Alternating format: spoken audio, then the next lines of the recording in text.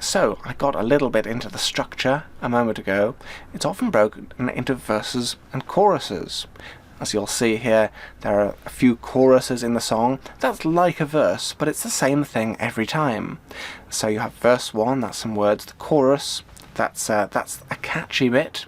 It might have a hook, meaning a particularly memorable piece, particularly memorable musical expression, and you have the chorus coming again and again, but the verses are different each time. You might have an instrumental in the middle, sometimes called an instrumental break. That's where all the singing stops and you just have instruments.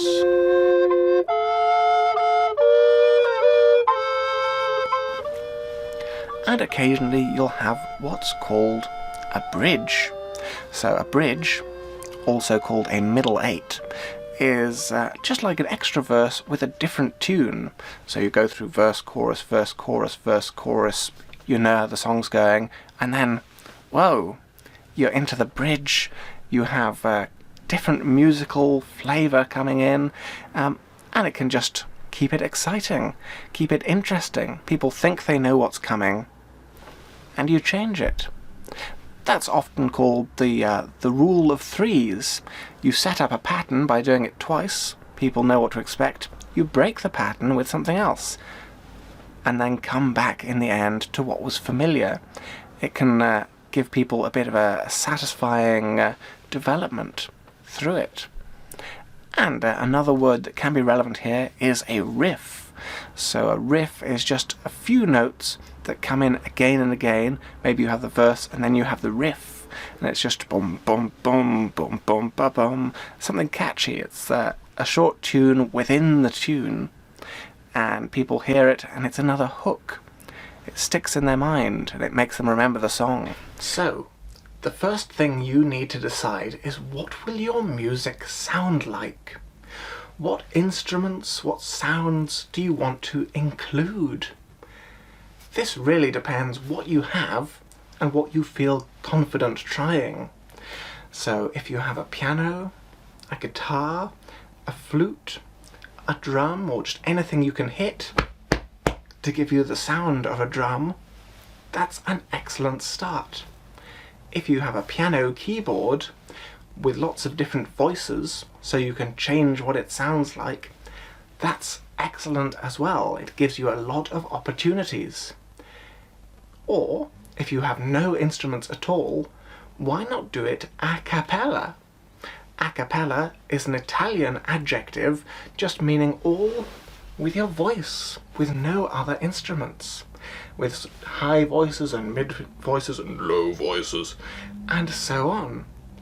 Now, I am very fortunate.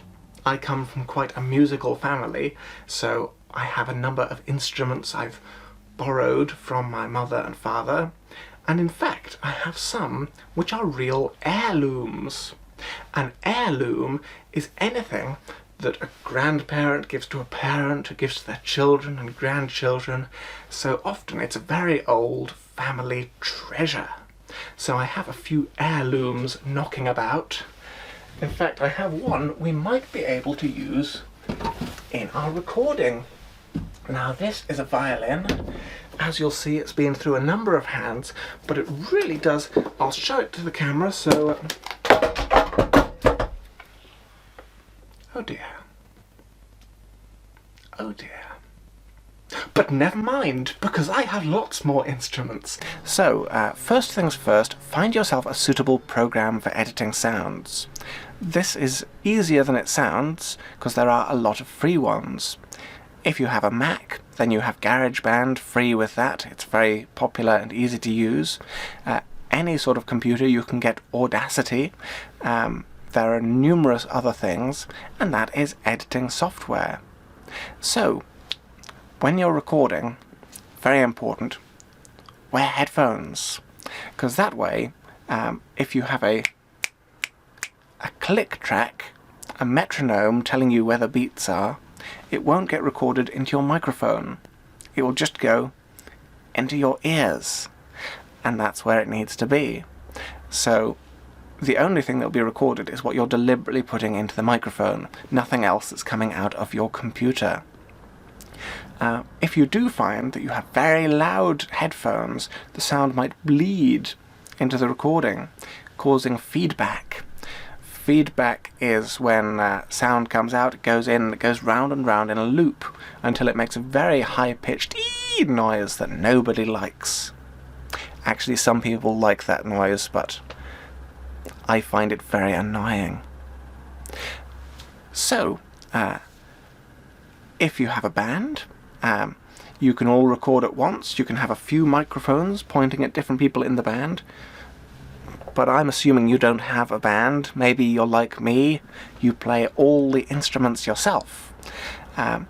So you can point a few microphones or record each instrument separately. So first you lay down the drums, then you record the accordion, then a recorder, then a different recorder, and it just works like that. Take 4.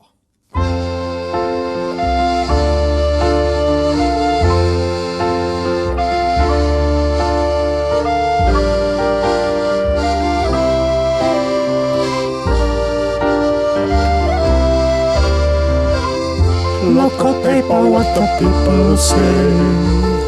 Look at paper, what's in the news today. Cowboy sailed on the avenue. I'll be there, maybe you will too. Microphone technique is important, but no one ever talks about it. But I will. So, you have your microphone, you can get them very cheap, very inexpensive, and that's fine. I think a good recording, a good performance through a bad microphone is better than a bad performance through a good microphone. So, the closer you are to the microphone, the better.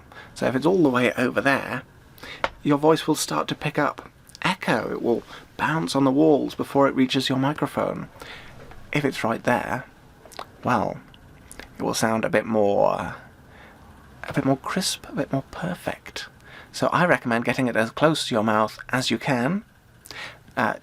Do be careful though, because if you get too close, then when you say puh, it will go pooh, and that's not great. So you keep it close, but you check your mic levels. The levels are how loud it is. You do a recording test to see if it's peaking. When sound is peaking, you have the sound waves, and they go so high that it actually hits the top of the program and goes too loud, and it makes bad noises. So turn the microphone volume down, if you're able to do that, just so you can be confidently loud in it, and it won't peak. It won't go off the top of the scale. So, when you're using a microphone, don't talk across it, don't sing across it. These are very common mistakes to make. If you talk like this with a microphone, all your voice misses the microphone. You need to hold it like that, like a sausage you're going to eat. Don't actually eat the microphone, is my advice to you, but hold it like that. Speak into the axis of the microphone, and that is how they are designed to pick up your voice. This is where the editing program becomes useful. You've recorded a few different tracks, so voice, piano, screaming, whatever you want in your music. And each track contains one voice or one instrument. And you might do a number of takes. So you do take 1, you sing your heart out, but you make a big mistake.